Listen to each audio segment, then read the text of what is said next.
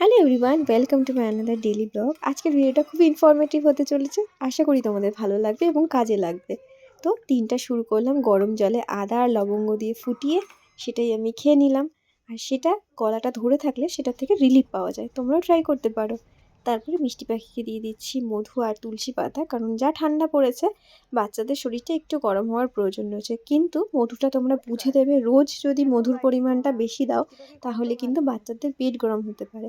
আর particular একটা age পর্যন্ত বাচ্চাদের মধু দেওয়া যায় না। তাই তোমাদের বাড়িতে যদি বেবি থাকে এবং আমার ভিডিওটা দেখে তোমরা যদি তোমাদের বাচ্চাদের মধু বা তুলসী পাতা দিতে চাও, তাহলে অবশ্যই ডাক্তারকে কনসাল্ট করে নিও।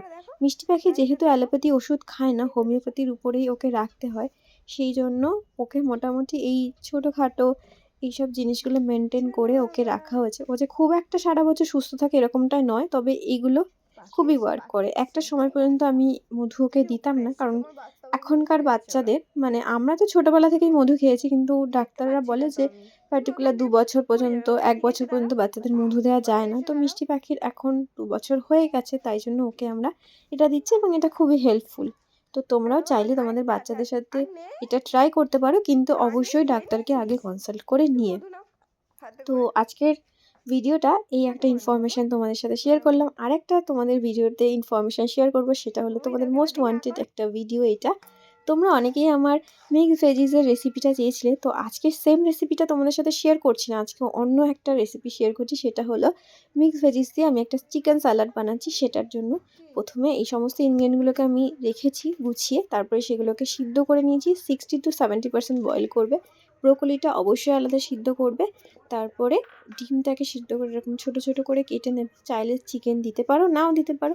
আমি এখানে চিকেনটাকে ওই 2 ঘন্টা আগে গোলমরিচ, সাদা তেল, নুন দিয়ে ম্যারিনেট করে রেখেছিলাম। তারপরে কড়াইয়ে বাটার দিয়ে সতে করে নিয়েছি। তারপরে এখানে একটা স্যালাড ড্রেসিং দিয়েছি, তারপরে চিলি ফ্লেক্স, অরিগানো দিয়েছি। তারপরে কাঁচা লেটুস পাতা দিয়ে মিক্সড করলে ready vegetable with chicken salad. তো খেয়ে অবশ্যই দেখো কেমন লাগলো। তারপরে আমি আর মিষ্টি পাখি চলে গেছিলাম আমাদের বাড়ির নিচে যে ক্যাফেটা রয়েছে সেখানে। মিষ্টি পাখি অনেক দিন ধরেই বলছিল এখানে যেতে চায়, সেই জন্য ওকে নিয়ে গেলাম। আর ওর জন্য অর্ডার দিয়েছিলাম হচ্ছে ফ্রেঞ্চ ফ্রাই, আর আমি একটা মোমো নিয়েছিলাম। যদিও আমি মোমোটা খেতে চাইছিলাম না, তখন প্রায় রাত 10টা বেজে গেছিলো। তো মিষ্টি পাখি বলল যে ও নাকি মোমো খেতে চাইছে, সেই জন্য আমি জানি ও মোমো খাবে না, তাহলে আমি নিলাম একটা মোমো। তো মা মেয়ে একটা ভালো সময় কাটালাম। তো আজকের এই ভিডিওটা হয়তো আমি তোমাদের সাথে শেয়ার করতাম না, কিন্তু আজকে মোটামুটি সারা দিনটা ধরে কয়েকটা ভালো ভালো সময় কাটালাম, ভালো ভালো মুহূর্ত কাটালাম, তাই ভাবলাম আজকের ভিডিওটা তোমাদের সাথে শেয়ার করা যায়। এই যে দেখো মিষ্টি পাখি আর আমি ফ্রেঞ্চ ফ্রাই খাচ্ছি। এটা একটা টাইম ল্যাপস করে রেখেছিলাম, কারণ আমার ফোনে সত্যি কথা বলতে এত স্পেস নেই যে পুরো ভিডিওটা আমি ক্যাপচার করব। এটা তোমরা কয়েক সেকেন্ডে ভিডিওটা দেখছো, কিন্তু এটা মোটামুটি আমাদের ওই 10-15 মিনিটের একটা ভিডিও বলা যেতে পারে।